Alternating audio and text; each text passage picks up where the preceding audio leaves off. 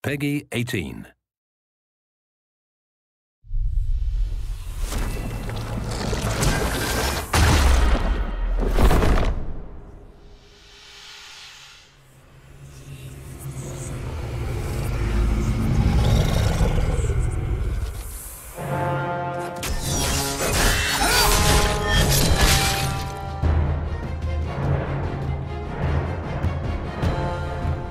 Hi, I'm Mike Länдлоу, lead designer for Dragon Age 2, and today we're going to take a look at some PC gameplay and the two different ways you can play Dragon Age 2, as an action RPG adjusting your strategy on the fly, or with a more considerate pause and play approach, issuing your orders tactically. Let's take a look.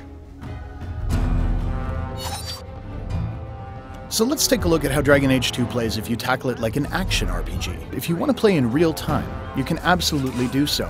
The rogue really shines here, able to move quickly around the battlefield, get into position, and separate out enemies. Of course, once you get into the thick of things, you'll notice you can fluidly move between characters.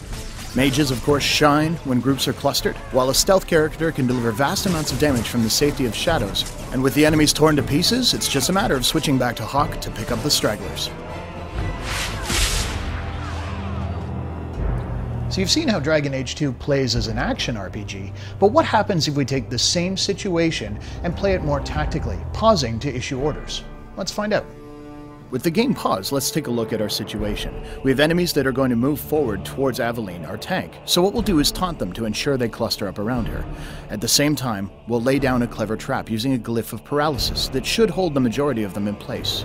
While we're at it, we have two groups of archers in the back, so using both of our rogues, we're going to toss miasmic flasks to stun them, taking them out of the fight for a short period of time as well. The enemy's approaching, they hit the trigger, perfect, they've fallen into our trap like we expected. And now we're able to cut down the back ranks, using our archer to eliminate theirs while they're stunned. The tank, of course, Aveline, can move in and start dishing out damage while the defenses are down on the paralyzed foes. Now that they're gathered up, let's take a look at the situation as it's evolved. Switching to Hawk, you'll notice that the enemies are all kind of standing in a row, perfect for a knockdown attack, which will scatter them off their feet and unable to move out of a rain of arrows that Varric will lay down over the battlefield. And there it is.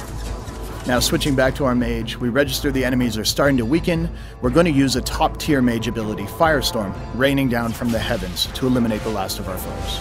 So this is just an example of how a well-coordinated team can deal with an encounter where they're vastly outnumbered. So there you have it. Dragon Age 2 can be played with the smooth, responsive controls of an action RPG, or more tactically, pausing and controlling your actions that way, or of course, any combination of the two. Thanks for watching.